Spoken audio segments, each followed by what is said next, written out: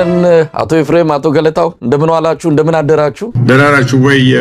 ገለታው ከቦስተን መሳይ ከዋሽንግተን ዲሲ አካባቢ እኔ ከቨርጂኒያ እንደምን አላችሁ? ደህና ነን ሁላችንም እንግዲህ ተገናኝተናል። ዛሬ ተገናኘንበት በቀጥታ ከዚህ ከምክክር ኮሚሽኑ ሂደት ጋር በተያያዘ ያሉትን መረጃዎች ያሉትን አጠቃላይ ሁኔታዎች ለማንሳት ያልነው ከአቶ ኤፍሬም ጀምራለሁ። በዚህ በምክክር ኮሚሽኑ ጉዳይ ዝራ በርካታ ጊዜያት ተነጋግረናል ተወያይተናል። በሂደቱም አንተ በቅርበት በአካልም እዛ አዲስ አበባ በነበርክበት ጊዜ ብዙ ነገሮችን ስታደርግ ነበር። በጉዳዩ ዙሪያም የተለያዩ ጽሁፎችን አቅርበሃል። እስቲ እንደው ጠቅለል ባለ መልኩ ሂደቱ 5 ሳምንትን ወስዷል። በተለይ የመጨረሻው ጉባኤ አዲስ አበባ ላይ እየተካሄደ ባለበት ሁኔታ 8ቱ ምክረ ሐሳቦች ላይ ያሉት የመነሻ ወይም ደግሞ የውሳኔ ሐሳብ ይቀርባል ተብሎ ይጠበቃል። አቶ ኤፍሬም ሂደቱን በአጠቃላይ በጥቅሉ እንዴት ገመገምከው? እንደው ባጭሩ የምክክር ኮሚሽኑን ጉዳይ በተመለከተ ቆይቷል። ከዚህ ስለ ምክክር አዋጁ ከወጣበት ጊዜ ጀምሮ ነው። ስለዚህ ስለ ሀገራዊ ምክክር ኮሚሽኑ ሪሊ ላለፉት ኦልሞስት 30 ዓመታት በላይ የኢትዮጵያ ውስጥ ሀገራዊ ምክክር መካሄድ አለበት ብዬ ጽፌያለሁ። በ30 ዓመት ውስጥ በሙሉ ጽፌያለሁ። ብሎገር የነበርኩ ጊዜ ሁሉ ድርድር ውስጥ መግባት አለበት፣ እርቅ ውስጥ መግባት አለበት ብዬ ጽፌያለሁና አዋጁ እንደወጣ ኢንተረስትም ነበረኝና በቅርብ ነው የተከታተልኩትና አዋጁ እንደወጣ ነው እኔ ተቃውሞ የጀመረው። ባይ ዘ ወይ ሪሊ ይሄ ናሽናል ዳያሎግ አዋጅ አንደኛ የወጣበት መንገድ አይ ቲንክ ከአንድ አካባቢ ነው የወጣው። ሁለተኛ ከአንድ አካባቢ ይውጣ ከየት ይውጣ አንድ አመት ቆም ሪሊ ሁኔታዎችን በተመለከተ አገራዊ ጉባኤ የምንለው ነገር ምን አይነት ማንዴት ምን አይነት ስልጣን ምን አይነት ኃላፊነት እንዳለው አይናገርም። ኃላፊነቱን ኤቭሪቲንግ አጠቃሎ የሰጠው ለኮሚሽኑ ነው። ፕላስ ይሄ ሀገራዊ ምክክር ጉባኤ በኢትዮጵያ ውስጥ ውሳኔ አይወስንም። ስራው ተሰብስቦ ተወያይቶ ምክረ ሐሳብ የሚሉት ነገር ለመንግስት ማቅረብ ነው ይላል እና ይሄንን በተመለከተ ፓርላማ ውስጥ ሁሉ ገብቼ ተከራክሬያለሁ። አዋጁ ፓርላማ በቀረበበት ጊዜ ግን የሚሰማ ሰው አልተገኘም። የመጀመሪያው ከፓርቲዎች ይሄ ትችት ቀርቧል ይለወጥ ተብሎ ከሲቪል ኦርጋናይዜሽንስ ቀርቧል፣ ከሂውማን ራይት አክቲቪስቶች ቀርቧል፣ ከተለያየ አካባቢ ይሄ ነገር መቀየር አለበት፣ መንግስት ውሳኔ ሊወስን አይገባም፣ መንግስት የችግሩ አካል ነው፣ ስለዚህ ብቻውን ሊወስን አይገባም። ለምንድን ነው ለመንግስት ምክረ ሐሳብ የሚቀርበው? ሀገራዊ ጉባኤው ማንዴት ሊኖረው ይገባል፣ በማንዴቱ መሰረት ውሳኔ መወሰን አለበት የሚል ማሻሻያ እንዲደረግ ቀረበ። አዋጁ የሚለው ምክረ ሐሳብ ኮሚሽኑ ለመንግስት ምክረ ሐሳብ ያቀርባል ነበር። ሲሻሻል ምን አለ? ምክረ ሐሳብ ለስራ አስፈጻሚው፣ ለህግ አስፈጻሚው፣ ለህግ አውጪውና ለሌሎችም የመንግስት አካላት ያቀርባል አለ። አልሸሹም፣ ዞር አሉ ነው። ያው ለመንግስት ነው የሚቀርበው። ይሄ የሚያሳይ ጠቅላይ ሚኒስትር አብይ አህመድ ይሄንን ደግሞ ነገር አይቼ ፓርላማ በገባሁበት ጊዜ ጌዲዮን ጢሞቴዎስ ከጎኔ ነበረ፣ ነግሬዋለሁ። ይሄንን የውሳኔ ሐሳብ ከመንግስት እጅ ካላወጣችሁ በምንም ተአምር ይሄ ነገር ይከሽፋል ነው ያልኩት። ለጌዲዮን ጢሞቴዎስ ነው ይሄ። ምክንያቱም አዋጁ ከጻፉ ሰዎች አንዱ እሱ መሆን አለበት። ያኔ አቃቤ ህግ ነበር መሰለኝ ነው የፍርድ ሚኒስትር ወይ አቃቤ ጋር ነገር ነበር እና አጠገቤ ነበረ፣ ነግሬዋለሁ። በደንብ አድርጌ ደጋግሜ ነገር ሻይ ላይም ነግሬዋለሁ፣ እዛ ስብሰባ ላይም ይሄን ሐሳብ አንቀበልም ሲሉ ነግሬዋለሁ። እና ይሄ የሚያሳይ አዋጁ ሲወጣ አብይ ያወጣው በሙሉ ቁጥጥሩ ስር አድርጎ ነው። ከዛ በኋላ 2-3 ጊዜ ትላልቅ የመንግስት ሰዎች በተገኙበት ቦታ ላይ ናሽናል ዳያሎግ ይሄ ምክክር ኮሚሽኑ አንድ ማይልስቶን ሲያቀርብ ትልቅ ስብሰባዎች ይጠራና እዛ ላይ እኔንም ሁሌ ይጋብዙኝ ነበርና እዛ ላይ ጋብዘውኝ እዛ ላይም እንደገና ጠይቄያለሁ። ይሄ ነገር እንዴት ነው የውሳኔ ነገር መለወጥ አለበት። እስካሁን ድረስ ከማስማማኝ ነገር አንዱ ይሄ ነው። በአጠቃላይ አንድ ሀገራዊ ጉባኤ ምንም አይነት ማንዴት ከሌለው ህዝብ ኢንትረስት አይኖረውም እና የናሽናል ዳያሎጉ ማንዴት ምንድነው ስል ፕሮፌሰር መስፍን ሊመልሱ እንኳን ጥያቄ መመለስ አልቻሉ። ምን ብሎ ይመልሱ?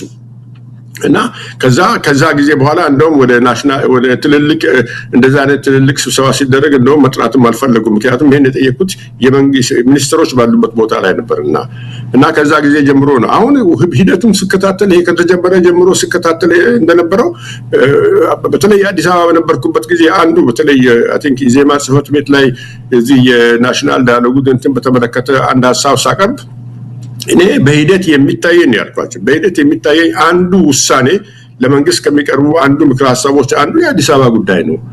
አዲስ አበባ እንዲህ ይሄን ያልኩት የዛሬ 3 ዓመት የዛሬ 4 ዓመት ይህንን አዲስ አበባን ጉዳይ በምክረ ሀሳብ ደረጃ ለመንግስት ቀርቦ መንግስት አንዴ የኦሮሚያ ክልል ነው ካለ ምን ልንልን ነው ያልኩት። ይሄውና አሁን የመጣው እሱ ይሄ እንደሚመጣ እኔ ዛሬ 3 ዓመት ተናግሬያለሁ። እና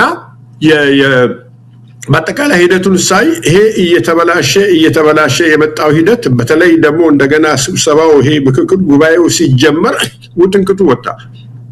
አንደኛ 4000 ሰው ተጋበዘ ተባለ። ከዛ ትንሽ ቆይቶ ከ4000 ውስጥ ያልታዩ ሰዎች ምንድነው ጸጉረ ምንድነው የሚባለው ጸጉረ ለውጥ ነው የሚባለው እነሱ መጡበት ተባለ። ከዛ ማስፈራራት ማንቀጥቀጥ ይሄንን ካላልክ ይሄንን ብትል በደህንነት አፍ ውስጥ ነህ ወይ ደግሞ ደህንነቶች እየተከታተሉ ነው እየተቀዳህ ነው እየተባለ በተለይ ደግሞ ከሌሎች ክልሎች ሁሉ ተለይቶ እዛው አዲስ አበባ ስላለ ነው መሰለኝ የኦሮሚያ ክልል የደህንነት አባላት ህዝቡን ማንቀጥቀጥ በቃ ማስፈራራት ጀመሩ። እና በአጠቃላይ ነገርየው ለኔ ጉባኤ ሳይሆን ይሄ ምንድነው ይሄ አዲስ አበባ የነበረው መጥፎ እስር ቤት ሶስተኛ ነው። ሰዎቹ አዳራሽ የተሰበሰቡ ሳይሆን ሶስተኛ ፖሊስ ጣቢያ የተሰበሰቡ ነው የመሰለኝ። ሪሊ በጣም በሚያስፈራ ሁኔታ ነው። ጉባኤ ማለት ሰዎች ሄደው በነፃ ሐሳባቸውን እኔ ኤፍሬም ጉባኤው ላይ ብጋበዝ ኖሮ ምንድነው የኔ ሐሳብ ማንም ሰው ሳይነግረኝ የኔ ሐሳብ ምንድነው የኔን ሐሳብ ለጉባኤው ማቅረብና የኔን ሐሳብ ሙሉ ለሙሉ መግለጽ ነው። በጉባኤው ላይ ይሄ አልተፈቀደም። የሰዎቹ እንዲናገሩ የተፈለገው መንግስት እነሱ እንዲናገሩ የፈለገውን ነገር ብቻ ነው። ኦሮሚያ በየቀኑ የራሱን ክልል ተወካዮች እየጠራ ማስጠንቀቂያ ይሰጣል። ብልጽግና ፓርቲ በየቀኑ የሱን ተወካዮች እየጠራ ማስጠንቀቂያ ይሰጣል።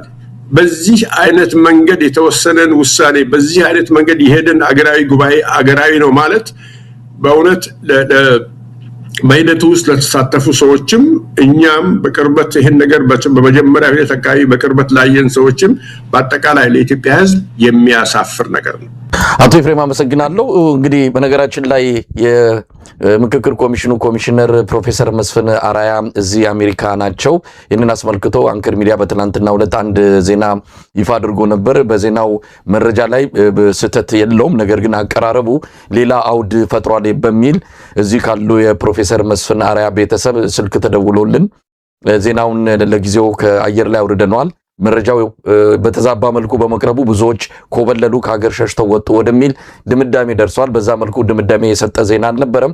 ከሀገር መውጣታቸው ተረጋግጧል። በቤተሰብ ጉዳይ እንደሆነም አረጋግጠናል። ምናልባትም ኮሚሽኑ የመጨረሻውን መግለጫ በሚሰጥበት በነገው ዕለት ዋና ኮሚሽነሩ እንደማይገኙ ነው ያረጋገጥነው። ይሄ ምንን ያሳያል? በዚህ ወቅት ከሀገር ወጥቶ ለማንኛውም ጉዳይ ወደ ሌላ ሀገር መምጣት በራሱ የሚሰጠው ትርጉም ይኖራል። ገለታ ወደ አንተ ልምጣ። ምናልባት በመሃሉን በዚህ ጉዳይ ላይ አስተያየት ልሰጥ ትችላለህ። ከመነሻ ጀምሮ ስለዚህ ምክክር ኮሚሽን ስንነጋገር እግርና እጅ የለውም። ካፈጣጠሩ ጀምሮ የተጣመመ ነው። የተጣመመ ነገር የተሻለ ነገር አያመጣም። አፈጣጠሩ ተበላሽቶ ሂደቱ ተበላሽቶ ውጤቱ ያማረ ሊሆን አይችልም የሚል ሐሳብ ታቀርብ ነበረ። ዛሬ እዛ ጫፍ ላይ የደረስን ይመስለኛል። ገለታ ወደ አንተ ልምጣ። አጠቃላይ አስተያየት ስጠን ስለ ሂደቱ አፈጣጠሩ አሁን ስለደረሰበት። አመሰግናለሁ ወንድሜ መሳይ ከአቶ ኤፍሬም ጋር በዚህ ጉዳይ በዚህ ወቅት ደግሞ እንድንወያይ ይሄንን ፕሮግራም ስለመቻቸ በጣም አመሰግናለሁ። ደስ ብሎኛል። እንግዲህ የዚህ የምክክር ጉዳይ በኢትዮጵያ ውስጥ ሁላችን ተስፋ እናደርገው የነበረ ምናልባትም ኢትዮጵያ እንግዲህ ምርጫ አልሆነላትም፣ ብዙ ነገሯ እየተሰነካከለ እንደ ታሪኳ ሰፊ ታሪክ ያላት ብትሆንም የተሰነካከለባት የመጣች ሀገር ናትና ኢትዮጵያውያን ቁጭ ብሎ የተመካከሩ እንደሆነ ነው የዚች ሀገር ተስፋ የሚለው ነገር በሁሉ ልብ ውስጥ ያየለ ጉዳይ ነው። በተቃዋሚው በሐሳብ አመንጭው በሁሉ ዘንድ ያየለ ጉዳይ ነው። ትልቅ ሶሻል ካፒታል ማህበራዊ ሀብት ነው። ይህንን እንግዲህ ወደ ተግባር በመቀየሩ ረገድ ላይ ያልከው ችግር ተከሰተ። መጀመሪያውኑ ሲፈጠር ጀምሮ እንዳይሆን ተደርጎ ተተከለ። እንግዲህ ሰየነንም ስንቃወም ነበረ በወቅቱ። እንደዚህ እንደ እርሻ ሚኒስቴር እንደ ድርቅ ኮሚሽን ምናምን አድርገህ የምታቋቁመው ባህሪው የተለየ ስለሆነ ማለት ነው። የኢትዮጵያ ምክክር አጀንዳው የተለየ ስለሆነ አገረ መንግስት ስለሆነ ሪቪዥን ስለሆነ ሐሳብ ክለሳ ስለሆነ ብሔረሰብ ህዝብ የሚባለው ነገር የተሳሰርንበት መርሆ ልክ ነው ልክ አይደለም የሚለው አጀንዳ በጣም ኤክስትራ ጁዲሻሪ ሶሉሽን የሚጠይቅ ስለዚህ ይሄንን ዝም ብሎ ያውም ደግሞ አንዳንድ ምንድነው ኮሚሽኖችን ያዋቀረ ሲያፈርስ እንደ ህፃን መጫወቻ ማንነት አስተዳደር ኮሚሽን ያለ ሲጫወት የነበረ ሰው ይሄንን የወጣለት ኮሚሽን አቋቁሞ ይቀጥላል ማለት ስለማይቻል ከመነሻው ትክክል አይደለም የሚል ነገር ነበር። ይሄ አንድ ጉዳይ ነው። ከዛ ባሻገር ግን በሂደት ደግሞ ያየናቸው ነገሮች አሉ። መጀመሪያው ምንድነው መልኩ ነው የሚገርመኝ ወንድሞቼ። የተፈጠረው የዚህ አሁን ይሄ ተጠፍጥፎ የተሰራ ኮሚሽን በጣም ከሌሎቹ በሌሎች ሀገሮች ከሚታይ ምክክር ሂደት በጣም የተለየ ነው። የተለዩ 1-4-3 ነገሮች አሉ። አንደኛው አሁን አቶ ኤፍሬም በደንብ የገለጸው ነገር ነው። ምክክር ሳይሆን የውይይት አይነት ተፈጥሮ የውይይት መልክ ያለው ሐሳብ አመንጭ ተመልከት። እንግዲህ ኢትዮጵያ ይሄ ሁሉ ችግር ኖሮባት ሐሳብ ታመነጫለች። ሐሳብ አመንጭታ ለማን ውሳኔ ለሚሰጥ አካል ታስተላልፈዋለች፣ ትመራዋለች። እንግዲህ እንደዚህ አይነት ስራ ይሄ ሐሳብ ምክረ ሐሳብ ማቅረብ አንደኛ የፕሮፌሽናልስ ስራ የባለሙያዎች ስራ ነው። ባለሙያዎችን በኢኮኖሚ ጉዳይ በከተማ ፕላን ሊሆን ይችላል በተለያዩ ጉዳዮች ላይ ባለሙያዎች ይሰበስብና አንድ መንግስት ውሳኔ መስጠት ፓወር እና ኦቶሪቲ በእጁ ስለሆነ የተለያዩ ሐሳቦችን ይሰበስብና የሚጥለውን ይጥለዋል የሚያሳልፈውን ደግሞ ያሳልፋል ማለት ነው። ይሄ በዓለም ላይ የተለመደው አድቫይዘሪ ይባላል። እንደውም ታስታውስ እንደሆነ ይሄ ኮሚሽን ስሙ አድቫይዘሪ ኮሚሽን ነው መባል ያለው ምክክር አይደለም፣ ውይይት ነገር ነው የሚያደርጉት እነዚህ ሰዎች የሚል ነውና ትልቁ የተለየው ይሄ ነው። አሁን በሌሎች ሀገሮች ቱኒዚያ እንበለው ሳውዝ አፍሪካ እንበለው ኢቭን ይሄም ብሔራዊ ምክክር የከሸፈባቸው ሀገሮች እንደ የመን እንበለው በየትም ሀገር እንደዚህ አይነት ይሄ ምክር ሐሳብ ላቀብል ነው ብሎ እንዲህ አይነት ድግስ ብሔራዊ ምክክር የሚባል የለም። እና ይሄ አንዱ መልኩ ራሱ በጣም የተለየ ነው በሂደቱ ማለት ነው። ሁለተኛው እዚሁ ጋር ግን በጣም የሚያስገርመው ነገር እኮ ይሄ አሁን ልክ የምክክር ኮሚሽኑን ያዋቀረበትን አይነት ቀለም ያለው እኮ ሌላ ኮሚሽን ተቋቁሞ ነበር። የማንነትና አስተዳደር ኮሚሽን ነው። የማንነትና አስተዳደር ኮሚሽን የሚባለው ሲዋቀር ምንድነው ያደረጉት? የፖለቲካ ስልጣን የለውም፣ ውሳኔ አይሰጥም፣ ግን ምክር ሐሳብ ያቀብላል እኮ ተብሎ ነበር የተቋቋመው። እና አሁን እንደምሰማው ዶሴ ደርሶታል አሉ አብይ አህመድ የሆነ ምክር ሐሳብ ተብሎ የተሰጠው እና የት ነው ያለው ያ ምክክር የተመከረው ምክር የደረሰና እሱን አፍርሶ እንደ ህፃን መጫወቻ አድርጎ ያ ምክር የት ቀረበና አሁን ሌላ ደግሞ እንደገና መካሪ የሚያስፈልገው የሚለው ነገር አንድ።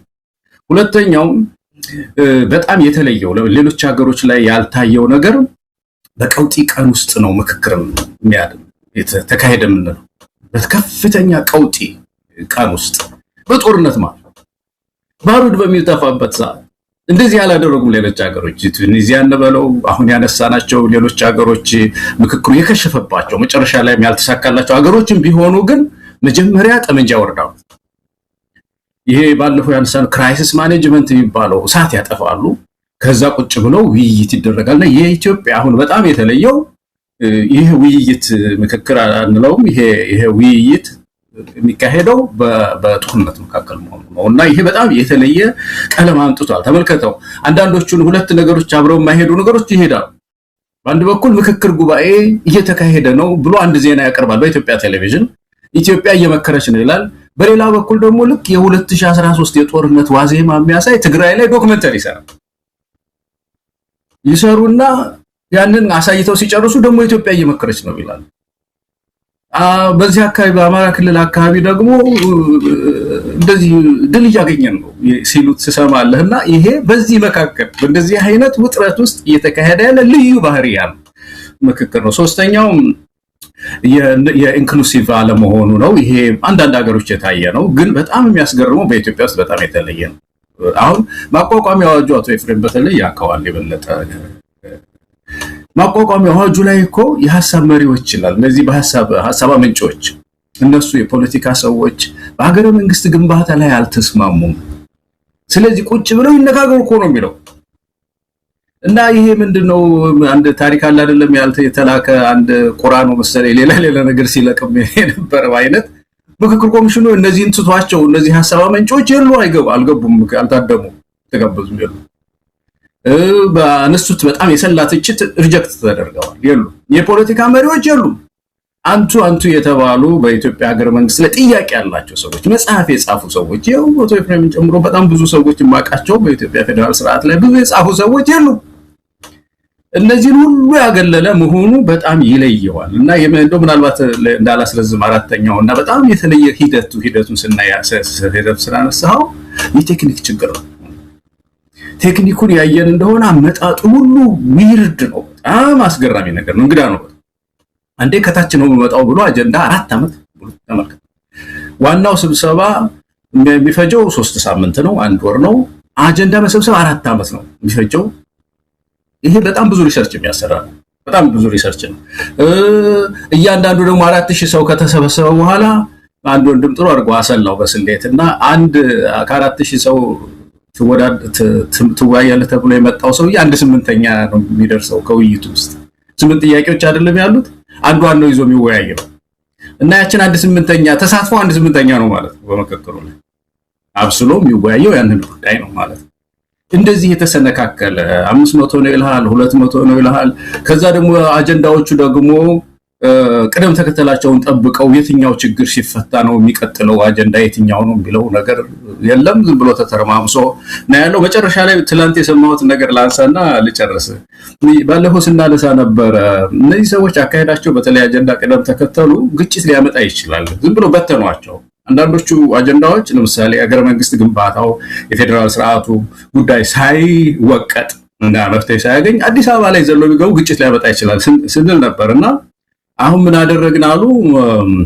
አንዳንድ አጀንዳዎች ላይ ግጭት ስለተፈጠረ አጣጣሚ ኮሚቴ የሚባል ተፈጥሯል።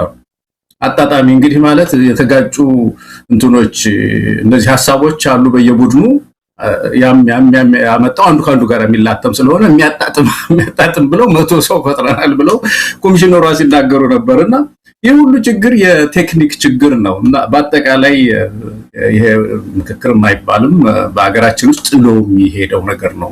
ምናልባት መጥፎ። አመሰግናለሁ ገለታው። አቶ ፍሬም እንግዲህ ወደ አንተ ልምጣ። አሁን ብዙ ነገሮችን ማለት ብንችል በወደድን ግን ወደ አንድ ጉዳይ ላይ እናተኩር። ከ8ቱ አጀንዳዎች ይልቅ አንደኛው የበለጠ ከፍተኛ ውዝግብ የፈጠረ ከፍተኛ ርብርብ በአንድ ቡድን አማካይነት እየተካሄደ ያለበት ሌላው የበይ ተመልካች ሆኖ በመጨረሻም የተወሰነ ተቃውሞ እየተነሳበት ያለ ጉዳይ ሆኗል።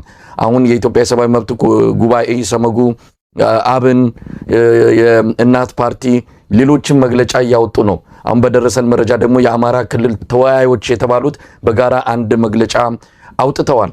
በተለይ ያተኮሩት የአዲስ አበባ ጉዳይ ነው። ሌሎቹ አጀንዳዎች እስከመኖራቸው ተዘንግቷል። አዲስ አበባ ላይ ያተኮረ ነው። ምናልባት አንድ አጀንዳ ከዚህ ፕሬዝዳንታዊ ምንድነው ጠቅላይ ሚኒስትር ስያሜው ላይ በተያዘ የተወሰነ እሱ ላይም አከራካሪ ነገር እንደነበረ ነው። በዋናነት ግን የአዲስ አበባ ጉዳይ ነው። አቶ ኤፍሬም ለምንድን ነው አዲስ አበባ ላይ ከሁሉም አጀንዳዎች ልቆ ማነው ገዢው ፓርቲም የኦህዴድ ብልጽግና በዚህ ደረጃ ርብርብ በማድረግ ሀገሪቱ ለሌላ ቀውስ እያንደረደራት ይገኛል? እስቴን የአዲስ አበባን ጉዳይ ከምክክር ኮሚሽኑ ሂደት ጋር አብረን እንየው። አይ ቲንክ ሶስቱንም ነገሮች እመለከታለሁ፣ ግን በመጀመሪያ የአዲስ አበባን ጉዳይ ልመለከት። አዲስ አበባ ነው የኢትዮጵያ ዋና ከተማ ነው። የኢትዮጵያ ዋና ከተማ ነው ሲባል ለምሳሌ ኦቶዋን ብንመለከት የኦቶዋ የካናዳ ዋና ከተማ ነው። ካናዳ ፌደራል ስርዓትን የሚከተል ሀገር ናት። አውስትራሊያን ብንመለከት ካምቤራ የአውስትራሊያ ዋና ከተማ ነው። ሶስቱ ነገሮች አዲስ አበባ፣ ኢትዮጵያን፣ አውስትራሊያን እና ካናዳን ብንመለከት አዲስ አበባ እነዚህ ዋና ከተማዎች በነዛ ሶስት ሀገሮች ውስጥ ያላቸው ሮል ኤክስትሪምሊ ነው ማለት ኤክስትሪምሊ የተለያየ ነው። አዲስ አበባ የኢትዮጵያ ሞተር ነው።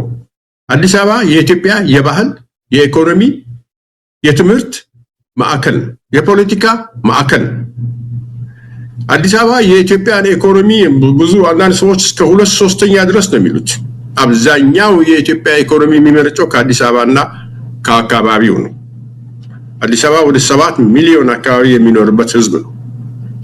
ከዚህ 7 ሚሊዮን ህዝብ ውስጥ 83% ነን-ኦሮሞ ነው። ማጅን 83% ነን-ኦሮሞ ነው። ስለዚህ በኢትዮጵያ ውስጥ አይተህ እንደሆነ ክልሎች ዋና ከተማችን ነው ብሎ ህገ መንግስታቸው ውስጥ ካስቀመጡ አንድን ከተማና ይሄ ከተማ በእኛ ቁጥጥር ስር ነው ካሉ ያ ከተማ ሪሶርሱ ምኑም በነሱ ቁጥጥር ስር ነው ማለት ነው። ማጅን ለኢትዮጵያ በአጠቃላይ ለኢትዮጵያ በጀት ከኢትዮጵያ በጀት ውስጥ ከፍተኛውን የኢትዮጵያ በጀት የሚያመርተው ከተማ በአንድ ክልል ስር ሊወድቅ ነው። that means totally ኢትዮጵያ ራሷ በኦሮሚያ ክልል ስር መውደቋ ነው። ይሄ የማያሳስበው ኢትዮጵያዊ የለም። አንዱ በከፍተኛ ደረጃ የሚያሳስበው ይሄ ነው። ሌላው ደግሞ የኢትዮጵያ የትምህርትም የባህልም ማዕከል ናት። ይሄ የኢትዮጵያ የትምህርትና የባህል ማዕከል፣ የኢኮኖሚ ማዕከል፣ የፖለቲካ ማዕከል የሆነ ከተማ በአንድ ክልል ስር ሲወድቅ ያ ሁሉ ነው የሚጎዳው። በዛ ውስጥ ሁሉ ነው የኦሮሚያ ክልል እጁን የሚያስገባው እና ይሄ የማያሳስበው ሰው የለም። ይሄ የማያሳስበው ሰው የለም። ነዋሪውም ያሳስበዋል፣ ሌሎች ክልሎችም ያሳስቧቸዋል። ፕላስ አዲስ አበባ የተገነባው ሪሊ በኢትዮጵያ ሕዝብ በቃ ላብ ደም ነው እንዳለ በግንባታ ውስጥ የሌለበት የኢትዮጵያ ሕዝብ ያለ አይመስለኝም። ሶ አንድ በግንባታ ውስጥ በጣም ትንሽ አስተዋጽኦ ያለው በከተማ ውስጥ በመኖር ከ16% ወደ 17% የማይበልጥ አንድ ኮሚኒቲ መጥቶ ይህንን በአገር አቀፍ ደረጃ ትልቁን የኢትዮጵያን ኢኮኖሚና ትልቁን የፖለቲካ ሰንተር፣ ትልቁን የባህል ሰንተር፣ ትልቅ ህዝብ የሚኖርበትን ከተማ የኔ ነው ሲል እንዴት ነው ማንናገረው? ለዚህ ነው ሪሊ የአዲስ አበባ ነገር እንዲህ ጎልቶ የወጣው እና ደግሞ ጎልቶ መውጣትም አለበት። ይሄ ምንም ሪሊ ማንም ሰው በቀላሉ የሚያየው ነገር ነውና እኔም ከመጀመሪያ ጀምሬ አሁን የምላቸውን ነገሮች በጽሁፍ አስፍሬ ከዛሬ 4 ዓመት ጀምሬ ከራከረ የነበረው ለዚህ ነው። ይሄ ነገር ይመጣል ብዬ ስላሰብኩ ይሄ ነገር የኢትዮጵያ ህዝብ ሁሉ የሚነካ ነገር ነውና ካሁኑ መናገር አለብን ብለን ያሰብነው ከለዚህ ነው። አይ ሪሜምበር በአንድ ሰሞን የአዲስ አበባ ከምንድን ፍንፍኔ የኦሮሚያ ነውና ፍንፍኔ ወደ ኦሮሚያ በሂደት እንቀላቀላለን ብሎ የኦሮሚያ ክልል መግለጫ ሲያወጣ ይሄ ማን ነው አንዱ ከተገደሉት የአማራ ክልል ሰዎች አንዱ አንድ ጎሶ ነበር። ዶክተር አምባቸው ሌላው ሰው አንድ ሰው አለ ቲንክ ስሙን ካረሳ ነው አንድ ሰው አለ ስሙን አሁን ለጊዜ ምግባሩ ከበዳሉ ሁለቱ አሉ። ምግባሩ ነው። ይሄ አዲስ አበባ የኔ ነው የሚለው ጨዋታ ለበጣ መቆም አለበት። አዲስ አበባ የኢትዮጵያ ዋና ከተማ ነው። የኔ ነው ከተባለ አዲስ አበባ ውስጥ የሚኖረው 80-90% ህዝብ አማርኛ ተናጋሪ አማራ ነውና የአማራ ነው። እኛ እንኳን አላልንም ማለት እንደዛ ነው ያለው። እንዴ ኃይለቅ በቃ ያኔ እቺ እንዲ ከፍ ላይ የነበረችውን ነገር ትንሽ አቀዘቀዘው። እንዲ ፊት ለፊት ወጥቶ በግልጽ በመናገሩ ትንሽ ወደ ኋላ ነው ነገሩ ለተወሰነ ጊዜ ትንሽ ወደ ኋላ አረጉት እና ምግባሩ ገብቶታል ማለት ነው። በግልጽ ነው የገባው ይሄ ነገርና አዲስ አበባ የኢትዮጵያ ኢንጂን ነው። ከመኪና ውስጥ ኢንጂኑን ካወጣው መኪናው ምን ያደርጋል? ስለዚህ መኪና ውስጥ ያሉ ተሳፋሪዎች ኢንጂኑ ሲወጣ ዝም ብለው መመልከት የለባቸውም። የሚጮሁት ለዚህ ነው። ግን በዚህ በእንትን ውስጥ ሌላ ሪሊ ኤክስትሪምሊ ኢትዮጵያን ኔጌቲቭሊ አፌክት ከሚያደርጉ አንዱ ከቀረቡ ውሳኔዎች አንዱ ኢትዮጵያ በብሔር ፌዴራሊዝም መቀጠል አለባት የሚለው ነገርም ሪሊ ሜቢ አይ ቲንክ ይሄን የብሔር ፌዴራሊዝም የሚለውን ነገር ለመድ ነው መሰለኝ ስለለመድ ነው መሰለኝ ትንሽ ዝም ያል ይመስላል እንጂ እኮ ኢትዮጵያና የብሔር ፖለቲካ ካልተላቀቁ አዲስ አበባ አለው፣ ወለጋ አለው፣ ሐዋሳ አለው፣ ደብረታቦር አለው፣ ዋጋ የላቸው። ኢትዮጵያና የብሔር ፖለቲካ እስከቀጠሉ ድረስ እንዲህ የተባላ እንኖራለን እንጂ እንደ አንድ ሀገር አንኖርም። ስለዚህ ይሄ የብሔር ፖለቲካ እንዳለ መቀጠሉም ሪሊ በተለይ እንደ ዜማ አይነት ፓርቲዎች ከዚህ ፊት በአደባባይ እየወጡ ብልጽግና እንደኛ የዜግነት ፖለቲካ ነው የሚከተለው እያሉ ሲናገሩ የነበሩ ፓርቲዎች አሁን ማሰብ አለባቸው። ይሄውና እነሱ እንደኛ የዜግነት ብልጽግናማ የዜግነት ፖለቲካ አይከተልም፣ ኢዜማ ነው የዜግነት ፖለቲካ የሚከተለው ይሉ ነበር። አይ ቲንክ ብታስታውስ ከሆነ ገለታ ትላለህ አብይ የዜግነት ፖለቲካን ያራምዳል ይሉ ነበር። አንዱ እኮ ወደዛ ካስጠጋቸው ነገር አስጠጋን የሚሉት ነገር እኮ አንዱ እሱ ነው የዜግነት ፖለቲካው። ይሄውና እንግዲህ ይሄ ነው የዜግነት ፖለቲካ የሚከተለው ፓርቲ ይሄ ነው። እንዲህ አይነት ውሳኔ እንዲወሰን የሚያደርግ ፓርቲ ነውና የብሔር ፌዴራሊዝሙ እንዲቀጥል መደረጉም በጣም የሚገርም ነገር ነው። ሌላው የሚያስቀውና በጣም የሚገርመው ኦድ የሆነው ደግሞ ረብ አድርጎ ለሚያውቀው በተለይ ይሄን ነገር በደንብ አድርጎ ሪሰርች ሰራና እኔ መጽሐፍ ጽፌያለሁ በዚህ በመንግስት ቅርጽ በመንግስት በፌደራሊዝም በመንግስት ቅርጽ በምርጫ ስርዓት ላይ መጽሐፍ ጽፌያለሁና ቢያንስ 12 ዓመት አካባቢ ላይ ድረስ በጣም ብዙ መጽሐፎች አንብቤ ብዙ እንትኖች ላይ አይቼ እነዚህ ነገሮች ምን እንደሆኑ አይቻለሁና ይሄ አብይ አህመድ ሪሊ ድሪሙ የሚገርም ነው እኮ የራሱን ድሪም የራሱ በቃ እሱ የፈለገው ነገር ኢትዮጵያ ውስጥ እንዲሆን ስለፈለገ አሁን የፕሬዚደንሻል ሲስተም ቢደረግ እዛ ኢትዮጵያ ውስጥ በነበርን ጊዜ ፕሬዚደንሻል ሲስተም መደረግ አለበት በሚል ክርክር ውስጥ አብይ ራሱ በተገኘበት ክርክር ላይ ኢትዮጵያ ውስጥ ፕሬዚደንሻል ሲስተም የሚመጣ ከሆነ አሁን ያለው የምርጫ ስርዓት መቀየር አለበት በዚህ በአብላጫ ድምጽ የምርጫ ስርዓት ኢትዮጵያ ውስጥ የፕሬዚደንሻል ሲስተም አገር አጥፊ ነው አይሆንም ነው ያልኩት እኔ ብዙ ሰዎች ተስማምተዋል ያኔ ብዙ ሰዎች ተስማማው የምርጫ ስርዓቱ መቀየር አለበት ኢትዮጵያ ውስጥ ፕሬዚደንት የሚመረጥ ከሆነ አንድ ፕሬዚደንት የሚመረጠው 50% ፕላስ አግኝቶ ነው አሁን ባለው የምርጫ ስርዓት ግን አንድ ሰው 35% ድምጽ ካገኘ ይመረጣል ኢማጂን 130 ሚሊዮን ህዝብን 35% ድምጽ ያገኘ ሰው ሲመራ ይሄ ጥፋት ነው ስለዚህ ይሄ አይሆንም ብለን ተከራከርን የነሱ ሰዎችም ይሄን ተቀበሉ አብይ ቤቱ ሄዶ ተኝቶ ካሰበ ከአመታት በኋላ ስቲል እሱ ፕሬዚደንት የመሆን ፍላጎት አለው አየህ ፕሬዚደንት አብይ ይባል ፍላጎት አለው ይሄን ፍላጎቱን ለማሟላት እንደዚህ ባይሆንም እንግዲያውስ የፓርላማ ሲስተም ራሱ ይቀጥል ግን ፓርላማው ፕሬዚደንቱን ይምረጥ ምን ማለት ነው ፓርላማው ፕሬዚደንቱን ይምረጥ ማለት እኛ ኦሬዲ በግልጽ የተናገርን ያለነው ኢትዮጵያ ውስጥ ኮንስቲቱሽናል ሴፐሬሽን ኦፍ ፓወር ኤንድ ቼክስ ኤንድ ባላንስስ መኖር አለበት ይያለ የኢትዮጵያ ህዝብ እየጮኸ ነው which means የሥራ አስፈጻሚ የህግ አስፈጻሚውና የህግ ተርጓሚው አካል አንዱን ቼክ ማድረግ አለበት አንዱን ህገ መንግስታዊ በሆነ መንገድ መቆጣጠር አለበት ይያለ እየጮህን ነው እንደዚህ ይያልን እየጮህን ባለንበት ጊዜ እሱ ጭራሽ ከአንደኛው አካል ውስጥ አንዱ ትልቁ አካል እንዲወጣ ያደርጋል which is ፓርላማው ፕሬዚደንቱን እንዲመርጠው ለምንድነው ፓርላማው ኢትዮጵያ ለምንድነው ይሄ ደግሞ ይሄ ፓርላማው የሚመጣው ፕሬዚደንት ደግሞ የኢትዮጵያ ውስጥ የጋቨርንመንቱም head of state and head of government ነው የሚሆነው ይሄ በጣም በአለም ላይ የለም by the way ገለታው በኋላ ቼክ ማድረግ ይችላል በአለም ላይ head of government and head of state የሆነበት የፓርላማ ስርዓት የለም እነመለስ በፓርላማ ስርዓትን ሲፈጥሩ የራሳቸው ሰው ነው ሙሉማን ነው ሪሊ የኢትዮጵያ አዲስ አበባ ዩኒቨርሲቲ ህግ ፕሮፌሰር የሆነ ሙሉጌታ የሚባል የትግራይ ሰው አለ እሱ ነው የተናገረው የኢትዮጵያ ፓርላማ መለስ የፈጠረው በራሱ ልክ ነው አለ አሁን ደግሞ እንትና አብይ ደግሞ መጣና እንደገና የኢትዮጵያ ፓርላማ በራሱ ልክ ከመለስ አውልቆ በራሱ ልክ እያሰፋው ነው ለምንድነው እኛ በሰዎች ልክ በተሰፋ የመንግስት ቅርጽ ኢትዮጵያ የምትኖረው ኢትዮጵያን የመሰለ አገር እንዴት ነው ህዝቡ ራሱ በቀጥታ ባልመረጠው ፕሬዚደንት የሚተዳደረው እና ይሄ በጣም የሚያስፈራ ነገር ነውና ለዚህ በመንግስት ቅርጽ ላይ የተወሰደው እርምጃ በብሔር ፌደራሊዝም ላይ የተወሰደው እርምጃ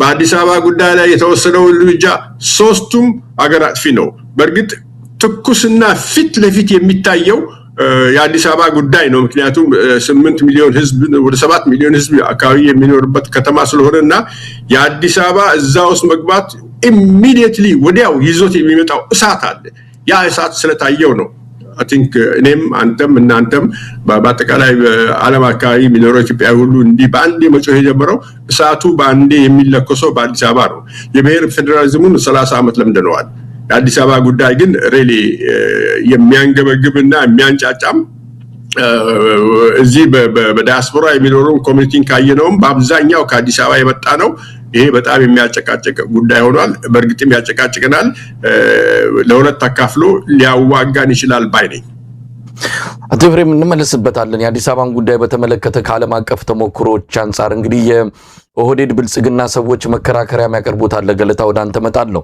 መከራከሪያ የሚያቀርቡት አዲስ አበባ የኦሮሞ እምብርት ናት በታሪክ ወደኋላ ሄዶ እዛ የነበርን ከ16ኛው ክፍለ ዘመን ጀምሮ ብዙ ነገሮችን ያነሳል በሚያቀርቧቸው መከራከሪያዎችም ምላሽ ሲሰጣቸው መጨረሻ የሚያቀርቡት ነገር ኃይልና ጉልበት ስላለን እንተላለቃለን የሚል ነው ስለዚህ እንደው መከራከሪያዎቻቸውን እናንሳ ከዓለም አቀፍ ተሞክሮ አንፃር እንደዚህ አይነት ችግር ያለባቸው ሀገራት እንዴት ፈቱት ምናልባት የኢትዮጵያ የተለየ ነው ዛሬ የኦሮሞ ኦህዴድ ብልጽግና ሰዎች እንደሚሉት አይነት ነገር በሌላው ዓለም ላይ አልተፈጠረም ተፈጥሮስ የተፈታው አሁን እነሱ በሚሉት መንገድ ነው ገለታው እንደው የአዲስ አበባን ጉዳይ ያነሳን ውይይታችንን እንቀጥል አመሰግናለሁ መሳይ በጣም ኢንተረስቲንግ ዝንባሌ የሚስብ ነገር ነው ደስ ብሎኛል ኤፍሬምም የሚናገራቸው ነገሮች ብዙ አስተማሪ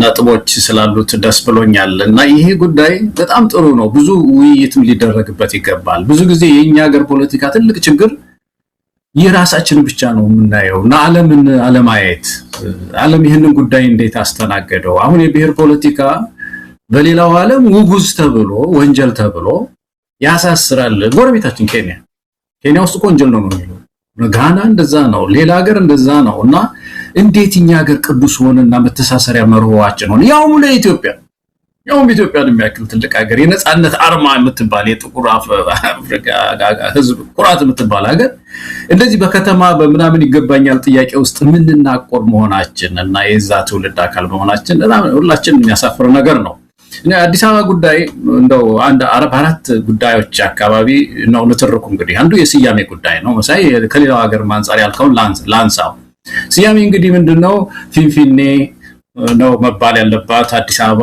መባል የለበትም እቴጌ ጣይቱ ናቸው አዲስ አበባ ያሏት እንጂ እኮ ነበር ስሟ ፊንፊኔ ነው ብሎ ይከራከራል አንዳንድ ሰው ተነስቶ ማለት ነውና ይሄን ጉዳይ ሳይ የፕሪቶሪያ የሳውዝ አፍሪካን እንትን ያጠናው ነበር የሳውዝ አፍሪካና በጣም የሚያስገርም ነገር አለ አሁን ፕሪቶሪያ እንግዲህ እንደሚታወቀው ሳውዝ አፍሪካ ወይ ደቡብ አፍሪካ የካፒታል ሲቲያቸውን ወደ 3-4 በታት ነው የሚያደርጉትና ፕሪቶሪያ ዋና የአስፈጻሚ መቀመጫ ናት ኬፕ ታውን ደግሞ የእንትን ነው ምንድነው እዚህ ምክር ቤቱ የተወካዮች ምክር ቤት መቀመጫ ነው ሌላ ከተማ ደግሞ ፍርድ ቤት አለ እንደዚህ በታት ነው ያሉትና ፕሪቶሪያ የሚለው ስያሜው በጣም ኢንተረስቲንግ ነው ከኛ ጋር ስለሚያዝ ነው ማነሳው ወንድሜ መሳይ ፕሪቶሪያ የሚለው ስም የደች አዝማች ስም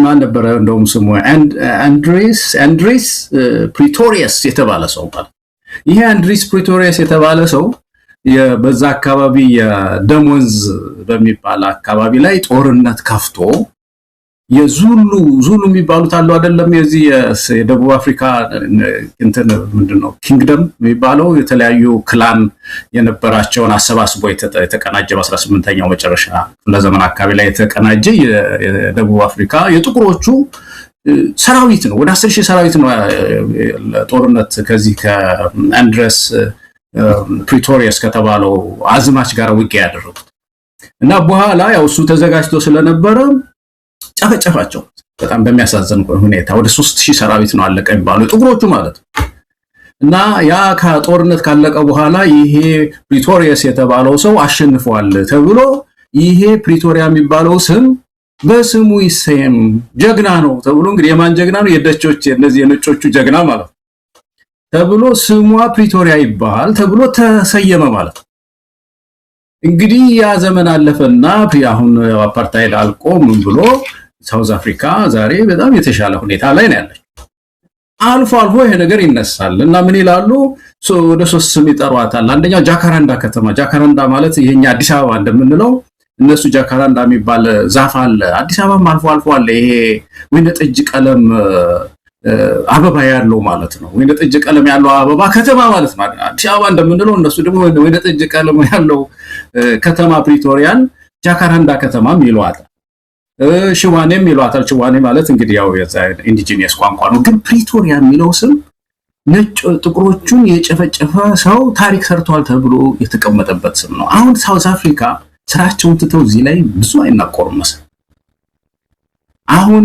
ወደፊት እያዩ ነው ያሉት ከኛ በተሻለ አልፎ ይሄ ነገር ለዲቤት ይቀርባል ግን ይሄው ፕሪቶሪያ ዓለም አቀፍ መጠሪያዋም ስሟም እያንዳንዱ ጥቁር ይንበለው ነጭ ይንበለው የሳውዝ አፍሪካ ሰው ፕሪቶሪያ ከተማ ምኖረው የት ነው ፕሪቶሪያ ነው ያለው ይላልና ይሄን ተራምደው ወደፊት እያዩ ነው ያሉት ማለት ነውና ኢትዮጵያ ውስጥ በዚህ በስያሜ መናቆራችን የኦሮሞና አማራ የሚሉት ነገር አለ ስልቻ ቀልቀሎ ስልቻ የሚልና በጣም ያሳዝነኛል አንድ ይሄ ነው እንደው አስተማሪ ስለሆነ የሌላውን ሀገር ስላልክ መሳይ ነው ሁለተኛው የሚነሳው አዲስ አበባ ላይ ባለቤትነት ጥያቄ ነው ስያሜው የሚያናቆረን ከባለቤትነት ጋር የተያያዘ ነው ፍንፍኔ ሲል አንዱ ስሙ ሳይሆን እኔ የአገሬ ቋንቋ ነው ፊንፊኔ የሚለው እኮ ኢትዮጵያ ቋንቋ ነው ግን ፊንፊኔ ብለህ የኦነርሺፕ ጥያቄ አዝለህ ነው የመጣው አዲስ አበባ የኔ ናት የሚል ያቺ ናት የምትቆረቆረኝ ብሎ ደግሞ ይከራከራል እና የዚህ ባለቤትነት ጥያቄ አዲስ አበባ የባለቤትነት ጥያቄ ሲነሳ አሁን በጣም የሚያሳዝነው ነገር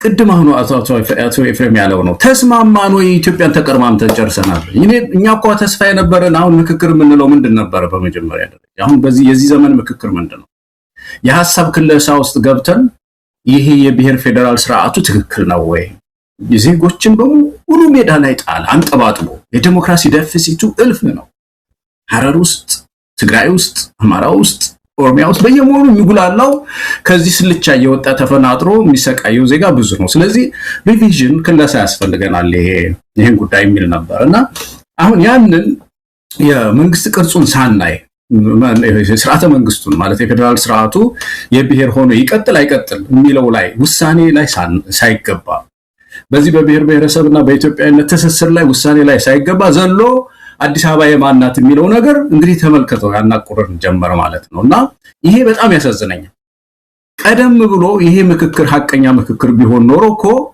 አዲስ አበባን ብቻዋን ነጥሎ ሳይሆን ማየት ያለባት እስቲ አንድ ነገር እናንሳ እዚህ ሶስታችን አድዋ የማን እኔ ቅድመ አያቶቼ የኔ ነው ብለው ይሞቱ መስሎኝ ድሮ የኛ ነው ሀገራችን ነው መሬታችን ናት ብለው አይደለም ወይ የሞቱት ካራማራ የማን ነው አሁን በእኛ ዘመን በእኛ ትውልድ ጊዜ ካራማራ እዛ ሞቶ እጁን ተቆርጦ እግሩን ተቆርጦ የመጣ ኢትዮጵያዊ ሁሉ አገሬ ብሎ አይደለም ወይ የሞቱ ካራማራ የማን ናት እሺ መተማ የማን ነው አጼ ዮሐንስ እንገታቸውን ይሰጡ ውጫሌስ የማን እነዚህ ባህር ዳር የማን ነው አሶሳ የማን ምናምን የሚለው እኮ አብሮ ከአዲስ አበባ ጋር ነው መታየት የነበረበት ያ ነው ሪቪዥን የሚባለው ክለሳ የሚባለው ወደ ነፍሳችን ተመልሰን ኢትዮጵያ እኮ የሁላችን ናት የሚለው ስምምነት ላይ ስንመጣ የካፒታል ሲቲ መረጣ ይመጣ ነበር አሁን አይ መንግስትም ይፈልጋታል እቺ መናቆሯን ስለሚፈልጋት ያኛውን ሳይጨርሱ ዝም ብሎ ተልከስክሶ ቀርቶ የዚህ የብሔር ብሔረሰብ አስተሳሰብ ጉዳይ አዲስ አበባ ላይ ያናቆሩና ያሉትና ይሄ ሁለተኛ የባለቤትነት ጥያቄ ከዚህ ከብሔር ፌደራል ስርዓቱ ጋር ተያይዞ የመጣ ነውና ኢትዮጵያውያን በእውነት ለዚህ መፍትሄ ያስፈልገናል ሌላው የራስ አስተዳደርና የፌደራል መቀመጫ ጉዳይ ደግሞ አለው ክርክር እንግዲህ የራስ አስተዳደር ቅድም መሳያልከው ነገር በራስ አስተዳደር ጉዳይ ላይ በአዲስ አበባ የራስ አስተዳደር ጉዳይ ላይ እንዴት ነው 4000 ሰው የሚፈርም ማን ነው የሚነግረው አዲስ አበባን እዛ ቁጭ አድርጎ 6 ሚሊዮን ህዝብ ቁጭ ብሎ አዲስ አበባን ማን ያስተዳድራል ምናምን ሊባል እኮ አይችልም እኮ ይሄ ሰልፍ ጋቨርናንስ የሚባለው ራስን ማስተዳደር የአዲስ አበባ ህዝብ ጉዳይ ነው አዲስ አበባ ህዝብ የሚመርጠውን መርጦ የሚፈጥረውን ምክር ቤት ፈጥሮ የሚቀመጥ ነው እንደው ምናልባት ሌላ ጊዜ ያነሳ ነው ስላልመሰለኝ ነው በዚህ አጋጣሚ እናንሳው ብዬ ነው በጣም አዲስ አበባ ቻርተሩ ላይ በጣም የሚያስገርመኝ አንድ ነገር አለ ለሰንደዛች ሀገር የኛ ሀገር ጉድ የሚያሰኝ አንዱ አንቀጽ ቻርተሩ ላይ ምንድነው የሚለው ምክር ቤቱ በሁለት መንገድ ይበተናል ነው የአዲስ አበባ ምክር ቤት አንደኛው በታኝ ራሱ ነው ያው የተለመደ ነው ምክር ቤቱ ተሰብስቦ በድምጽ በምን ሊበተነው ይችላል ነው የተለመደ ነው ይሄ ሁለተኛው በታኝ ፌደራል መንግስት እንግዲህ ተመልከቱ ህዝብ የመረጠው አንድ ምክር ቤት አንድ ሌላ አካል ይበትነዋል ተብሎ እኮ አዲስ አበባን የሚያክል ትልቅ ከተማ የተቀመጠች ከተማ ናት እንደዚህ አይነት ቻርተር ተሸክማ መጥቷል ናትና ይሄ ከሰልፍ ጋቨርነንስ ከራስ ማስተዳደር ጋር ብዙ ግጭት ያለበት ይሄን ሪቫይዝ አድርጎ ከልሶ ራሷን የምታስተዳድርበት ይሄ በዚህ ውሳኔ ላይ አዲስ አበባ ህዝብ የሚሆንበት የመጨረሻው የፌደራል መቀመጫ ጉዳይ ነው ፌደራል መቀመጫ በፌደራል አገሮች ውስጥ የተለያየ አሰራር ነው ያለው መሳይ አሁን ይሄ ከባድ ነገር አልነበረም ኢትዮጵያ ለምሳሌ የፌደራል ስርዓታችንን ካስተካከልን በኋላ የፌደራሉ መቀመጫ የት ይሁን የሚለው ነገር ላይ እንደውም አንድ ከተማ ስለምንድን ነው የሚደረገው አሁን እኮ አዲስ አበባ ተመልከት የአፍሪካ መቀመጫ ናት የቢዝነስ ማዕከል ናት የከፍተኛ ፍርድ ቤት መቀመጫ ናት የተወካዮች ምክር ቤት መቀመጫ ናት የአስፈጻሚው መቀመጫ ናት ይህን ነገር ቀይሮ አሁን ፕሪቶሪያ ላይ እንዳለው ጆሃንስበርግ የኢኮኖሚ እንደሆነው ኬፕታውን የፓርላማ መቀመጫ እንደሆነ ፕሪቶሪያ የአስፈጻሚው እንደሆነ እንደዚህ አይነት አሰራር ትንሽ በተንተን የማድረግ ነገር ሰርቶ ሌሎች ከተሞችም እንዲያድጉ እድል ሊሰጣቸው ይችላልና በዚህ መንገድ መፍታት ይቻል ነበር መጨረሻ ላይ የዚህ የብራሰልስን ጉዳይ ላንሳ መሳይ ተሞክሮ ስላልክ ይችላል ላንሳና አቶ ኤፍሬም በተለይ በዚህ ጉዳይ ላይ ብዙ ስላጠናበት ይገልጸዋልና ብራሰልስ የአቶ አንዳርጋቸውን ቃል ልጠቀምና ምንድነው የአያቶች ጥጃ ማሰሪያ ነው የሚለው ነገር አለና የደቾች ጥጃ ማሰሪያ ነው። የደች የዛ ጥጃ ማሰሪያ ነው። ይሁን እንጂ ግን ትራንስፎርም ያደርጋል አይደል? አካባቢው በመቼም ህዝብ ይነቃነቃል። አሁን ኢትዮጵያ እኮ አዲስ አበባ ላይ ክርር አሉ እንጂ እኮ ወደ ደቡብ ብንሄድ እኮ በንቅናቄ ኦሮሞ ህዝብ በንቅናቄ የፈጠራቸው አካባቢዎች አሉ። በአማራው አካባቢ ወደ ሰሜን ወደዛ ስትሄድ በንቅናቄ የሰው ልጅ ይነቃነቃል እና እየተነቃነቀ በዛ ንቅናቄ ውስጥ ብራሰልስ ሌላ መልክ ይዛ ወጣች፣ አዲስ መልክ ይዛ ወጣች። ብዙ የፈረንሳይኛ ተናጋሪዎች መጡ። ሰፊ ቁጥር ያለው አይ ቲንክ አሁን ወደ 80% በላይ የሚሆኑት ፈረንሳይኛ የሚናገሩ ናቸው። ያኛውን ቋንቋ ፍላሚሾች ቁጥራቸው አነስተኛ ሆኗል። ስለዚህ ምን ተደረገ? ብራሰልስ ማለት ነው የደቾች ጥጃ ማሰሪያ የሆነችው ብራሰልስ አሁን የቤልጂየም ሁሉ መቀመጫ ሆነች። መልኳ አዲስ መልኳ እንዲህ አይነት ቅርጽ ለያዘ ማለት ነው። እና ኢትዮጵያም ውስጥ አዲስ አበባ በዚህ አይነት ዓለም አቀፋዊ አሰራሮች ውስጥ መግባት ነው ያለባት። ወንድሜ መሳይ ስለዚህ ከሆነ ይቅርታ